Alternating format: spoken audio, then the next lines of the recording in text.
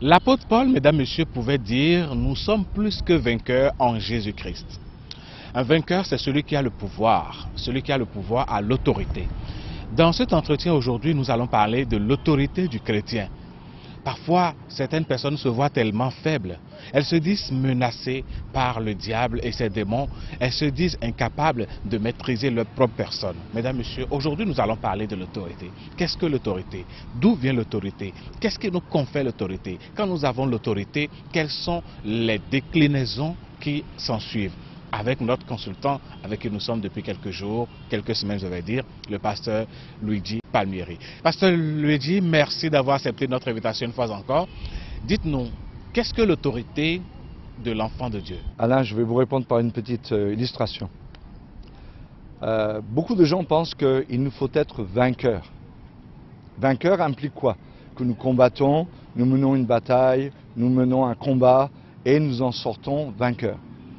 Mais la Bible ne dit pas que nous sommes vainqueurs, la Bible dit que nous sommes plus que vainqueurs. Qu'est-ce que ça veut dire, être plus que vainqueurs? Pour nous, enfants de Dieu, c'est que le combat a déjà été mené et maintenant nous vivons dans les bénéfices et la victoire de ce combat qui a déjà été mené pour nous.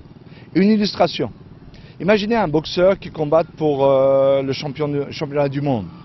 Sa femme regarde à la maison parce qu'elle elle ne supporte pas trop ces choses-là. Et son mari se bat, il donne des coups, il reçoit des coups. Et à la fin, il est déclaré vainqueur. Et comme on aime le faire, on lui montre un gros chèque en carton. Et il a gagné 10 millions de dollars. Ok, il emmène ce chèque à la maison. Sa femme le prend et elle va dépenser l'argent pour faire ce qu'elle a envie.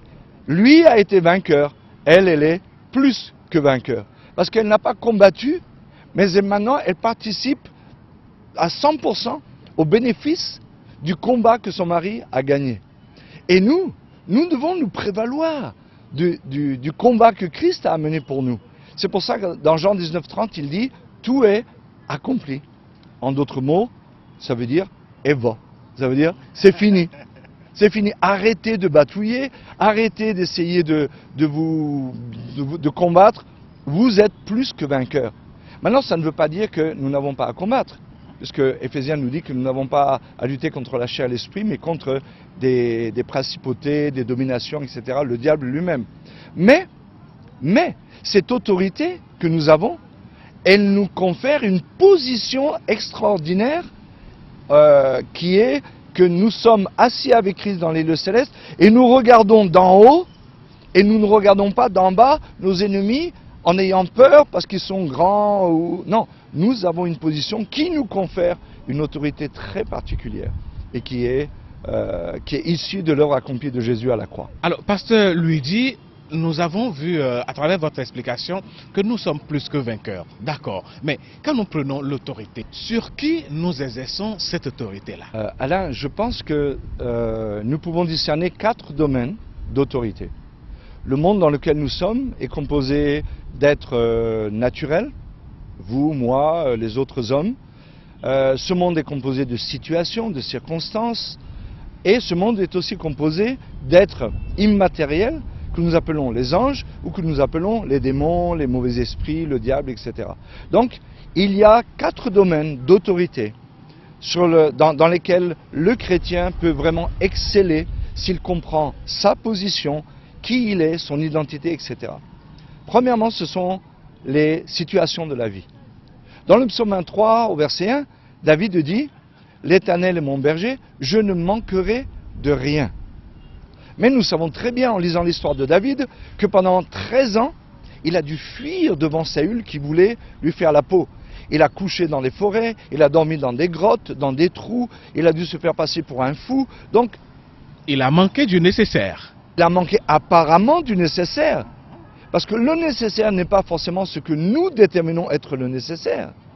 Il n'a pas manqué de la provision de Dieu pour le garder, le guider, le prévenir, le protéger, travailler en lui, lui donner la victoire malgré tout et l'asseoir sur le trône finalement. Donc il faut faire attention à ce que nous nommons besoin, ce que nous nommons nécessité, etc., etc. Donc ça c'est la première chose, sur les situations. Et dans Romains 8, 37, il est dit, et dans toutes ces choses, après avoir fait une liste presque apocalyptique, ou en tout cas catastrophique de sa vie, l'apôtre Paul dit, et dans toutes ces choses, nous sommes plus que vainqueurs, effectivement. Ensuite, nous avons de l'autorité sur nous-mêmes. Beaucoup de chrétiens veulent de l'autorité sur les démons, sur le diable, sur l'argent, les situations de la vie, mais ils sont incapables de se gérer eux-mêmes. Et l'apôtre Paul dit, dans 1 Corinthiens, il dit, tout m'est permis, mais tout n'est pas utile, tout m'est permis, mais je ne me laisserai assujettir par rien. Donc ça veut dire qu'il a le pouvoir de contrôler qui il est. C'est-à-dire, ce sera un peu long à expliquer, mais nous avons tous ce que nous appelons des convoitises de base et qui travaillent en nous, convoitises matérielles, de pouvoir, intellectuelles, d'approbation, sensuelle, sexuelle, etc. Et si on les laisse fonctionner en nous, eh bien, elles prennent le dessus et les tentations nous gagnent. Mais si nous savons nous soumettre au Saint-Esprit, nous soumettre à la parole de Dieu et utiliser la nouvelle nature que nous avons pour contrecarrer la vieille nature que nous possédons encore, alors nous avons autorité sur notre vie. Pasteur, dites-nous, sur les circonstances de la vie, nous avons l'autorité. Sur nous-mêmes, nous devrions avoir l'autorité. Mais vous nous avez parlé de 4 domaines dans lesquels nous devons avoir l'autorité. Quels sont les 2 autres domaines sur lesquels nous devrions avoir l'autorité? Parfois, nous imaginons l'autorité comme une baguette magique. C'est-à-dire, on aimerait bien que Dieu nous donne une baguette magique et bing, je tape sur Alain et il ne m'embête plus. Bing, je tape sur le caméraman, voilà, et il ne m'embête plus non plus. Sur ma femme, par exemple, sur mon mari, mes enfants, parce qu'ils m'embêtent. Mais c'est pas ça l'autorité. L'autorité, ça veut dire que les choses de la vie, les gens qui sont autour de moi, eh bien, n'ont pas de puissance sur moi-même.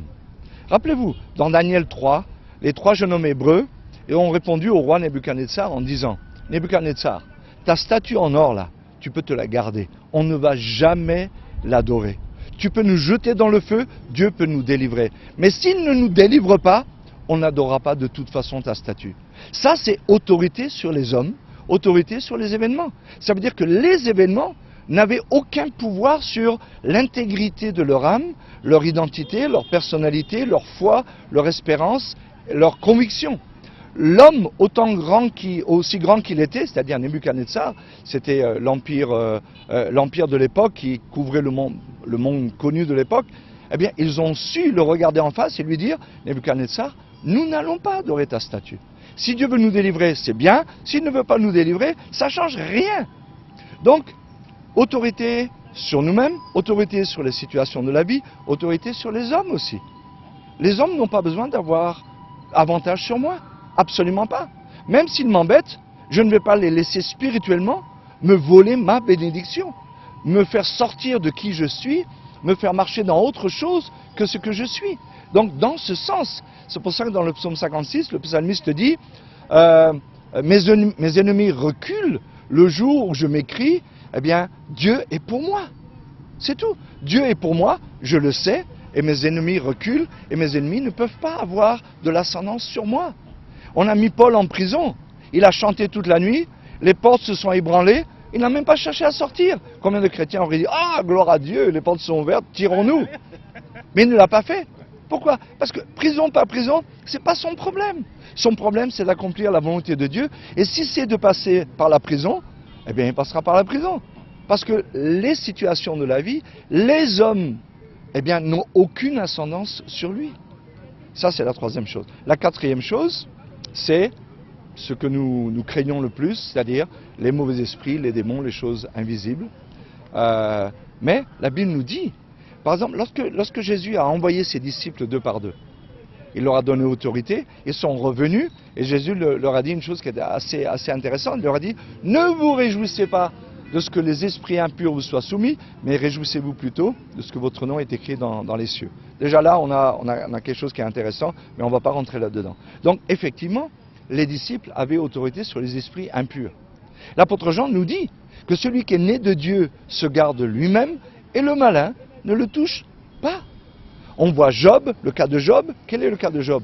C'est Dieu qui a utilisé comme un instrument, un outil entre ses mains, le diable, pour faire une œuvre dans la vie de Job. Même l'apôtre Paul dira, afin que je ne devienne pas orgueilleux de toute la connaissance que j'ai, Dieu a suscité un ange du diable, un démon, pour me souffloter, ça veut dire me frapper, afin que je ne devienne pas orgueilleux. Et il parle de son écharpe dans la chair, etc., etc. Mais dans toutes ces choses, nous sommes plus que vainqueurs. Dans toutes ces choses, nous avons autorité. On a évangélisé dans des villages. Après coup, les gens nous ont dit, mais vous savez ce que les féticheurs ont fait? Et je leur ai dit, mais ça ne m'intéresse absolument pas. Je suis au-dessus de toutes ces choses. Et moi, je regarde d'en haut. Je suis dans une position d'autorité. Et ces choses ne me touchent pas.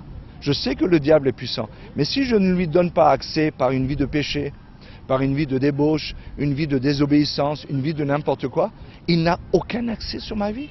Donc, je suis en autorité. Je suis plus que vainqueur, je suis au-dessus des petits démons qui pourraient m'embêter. Mesdames, Messieurs, quelle bonne nouvelle! Nous sommes plus que vainqueurs. Il faut s'approprier cette parole. La Bible déclare que ce livre de loi ne s'éloigne point de ta bouche. Médite-le jour et nuit afin que tu aies la connaissance. Pasteur, quel message avez-vous aujourd'hui à ce téléspectateur, à ce téléspectatrice qui me regarde en ce moment, qui nous suit depuis et qui se sent faible? Quel message avez-vous pour une telle personne pour l'encourager aujourd'hui? Eh bien, je dirais simplement que, comme il est écrit dans Daniel 11, 32, « Et ceux du peuple qui connaîtront leur Dieu agiront avec fermeté, accompliront des exploits. » Mon peuple est détruit faute de connaissance. L'ignorance tue, et l'ignorance tue les chrétiens aussi, qui se laissent mentir par le diable, qui se laissent mentir par les situations, qui se laissent mentir par les hommes, qui se laissent mentir par leur propre chair. Donc la connaissance de Dieu, d'où découle notre propre connaissance, c'est la seule chose que je pourrais recommander à nos amis auditeurs aujourd'hui, téléspectateurs. Pasteur Luigi, merci beaucoup. C'est un privilège pour moi d'avoir partagé tous ces moments d'enseignement avec vous. Je suis sûr que nos téléspectateurs ont été bénis. Moi, j'ai été béni. Je ne sais pas si vous avez été béni. Oui, je suis béni. Celui qui prêche l'évangile est toujours béni. Parce que les premières oreilles qui écoutent, c'est les miennes. Entre ma bouche et mon oreille, il y a moins de distance entre ma bouche et vos oreilles. Allez, merci beaucoup, pasteur. Mesdames, messieurs, c'était là le pasteur Luigi Palmieri de l'Église évangélique de la Grâce, avec qui nous avons passé de très grands moments d'enseignement sur votre émission Gospel Celebration. Merci, mesdames, messieurs, et à très bientôt.